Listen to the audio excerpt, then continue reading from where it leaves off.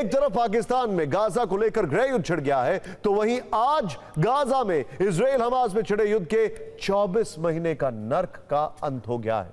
Finally कह सकते हैं, जब तक नेतन्याहू अगले दौर की बमबारी या सीज़फायर न तोड़े।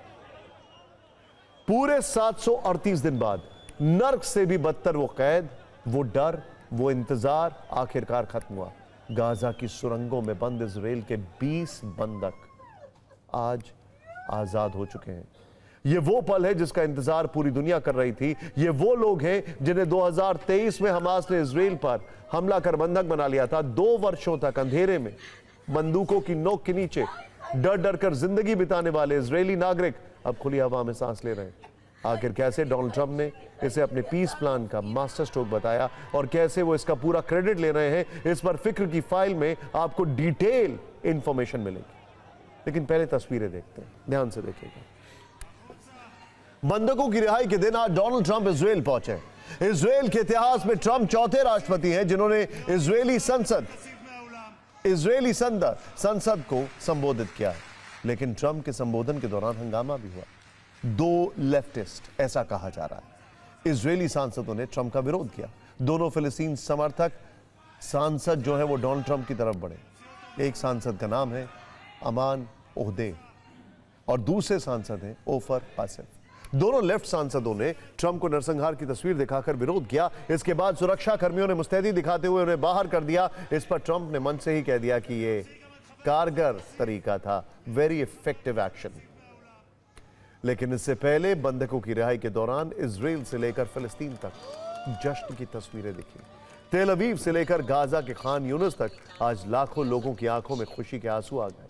तेल अवीव में होस्टेज स्क्वायर पर हजारों लोगों ने जश्न मनाया, हर तरफ मुस्कान दिखाई दी। वहीं दूसरी तरफ जैसे ही फिलिस्तीनी बंधकों को लेकर बस गाजा के खान यूनिस पहुंची तो वहां पर लोगों ने उनका जबरदस्त स्वागत किया। खान यूनिस में हर चेहरे पर खुशी दिखी। आज दुनिया की इस सबसे अहम खबर पर हमारे पास फिक्र की कई वीडियो फाइल्स हैं। एक एक वीडियो को डिकोड करके आपको दिखाना जरूरी है कैसे बंधकों की रिहाई हुई। लेकिन उससे पहले आपको इस रिहाई से जुड़ी कुछ जानकारी। हमास ने सभी 20 इजरायली बंधकों को रिहा कर दिया। बंधकों को 7 और 13 के 2 बैचेस में छोड़ा गया। हमास ने इन्हें रिहा करके रेड क्रॉस को सौंपा। इसके बाद बंधक इजरायली सेना के हवाले किए गए। अब हमास के कब्जे में एक भी जीवित बंधक नहीं है। हमास 28 इजरायली बंधकों के शव भी सौंपेगा। बदले में इजराइल कुल मिलाकर 2000 फिलिस्तीनी कैदियों को स्टेप बाय स्टेप जेल से रिहा करेगा। अब इन 4 तस्वीरों को देखते हैं। हमास की कैद में 24 महीने का नर्क भोगने के बाद जब बंधकों की अपने परिवार वालों से बात हुई तो हर तरफ सिर्फ खुशी के आंसू थे। एक मां अपने बेटे से लिपट कर रोने लगी। दूसरी तस्वीर में आप देख सकते हैं कि जब एक बंधक ने हमास की कैद से आजाद होने के बाद अपनी मां को वीडियो कॉल किया तब वो भी खुशी से रोने लगी। तीसरी तस्वीर गली और जिव बर्मन नाम के उन 2 जुड़वा भाइयों की है जो पूरे 2 वर्ष बाद एक दूसरे से मिले। हमास ने उन्हें अलग अलग जगह बंधक बनाकर रखा था। जबकि चौथी तस्वीर रोम ब्रस्लावस्की की इस इजरायली बेटे की है जिसने हमास की कैद से ही अपनी मां को वीडियो कॉल किया। पहले आप बंधकों की रिहाई पर यह रील देखिए, फिर आपको बताएंगे कि आखिर पिछले 2 वर्षों में गाजा में कितना विनाश हुआ और इससे इजराइल को क्या हासिल हुआ। इससे पहले आज डोनाल्ड ट्रंप ने जब इजराइल में लैंड किया तब इजराइल के प्रधानमंत्री से लेकर राष्ट्रपति ने एयरपोर्ट पर ट्रंप का स्वागत किया। ट्रंप के स्वागत के लिए एयरपोर्ट पर रेड कारपेट बिछाया गया। इसके बाद नेतन्याहू खुद ट्रंप को लेकर इजराइल की संसद पहुंचे।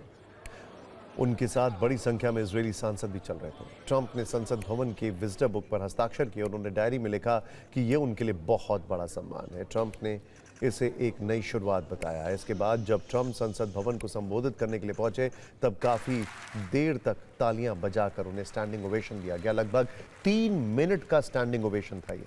इसके बाद ट्रंप ने इजराइल की संसद को संबोधित किया। ट्रंप ने अपने संबोधन में कहा कि इजराइल और दुनिया के लिए एक बड़ी जीत है। ये पश्चिम एशिया में एक नई और ऐतिहासिक सुबह है। अरब देशों के नेताओं ने हमास पर दबाव बनाकर बंधकों को रिहा कराने में मदद की है।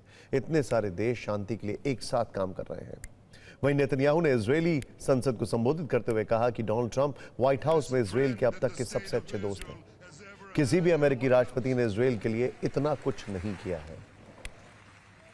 एक बड़ी इंटरेस्टिंग बात यह है कि जिस वक्त डोनाल्ड ट्रंप उनकी संसद को एड्रेस कर रहे थे तो उन्होंने बातों ही बातों में एड्रेस करते हुए नॉन स्क्रिप्टेड ये इजराइल के प्रेसिडेंट से कहा कि आप नेतन्याहू को माफ भी कर दें। आपको बताना चाहेंगे नेतन्याहू के ऊपर कई सारे केसेस चल रहे हैं, करप्शन के केसेस चल रहे हैं, तो उन्होंने कहा कि ये स्क्रिप्टेड नहीं है, लेकिन मैं बोल रहा हूं कि नेतन्याहू को आप माफ कर दीजिए। खैर, इस मौके पर आपको गाजा में विनाश की बारूदी कथा भी जाननी चाहिए। जिस हमास से बदला लेने के इजराइल ने गाजा पर बेहिसाब बमबारी की, तस्वीरों में फर्क देखते रहिए, क्या गाजा था और क्या गाजा हो गया है।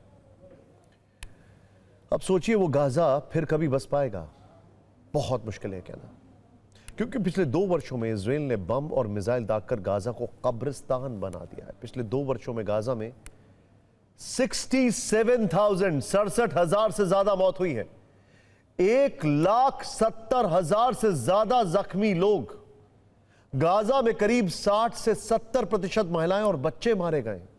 जितने लोग मारे गए उनमें 60 से 70% महिलाएं और बच्चे हैं। गाजा में 3 लाख घर मलबे में तब्दील हो चुके हैं, 38 अस्पताल खंडहर बन चुके हैं, 1700 से ज्यादा डॉक्टर और नर्सेज मारे गए हैं, 63 यूनिवर्सिटी और 2300 इंस्टीट्यूट तबाह हो गए। गाजा में 6 करोड़ टन से ज्यादा मलबा जमा है।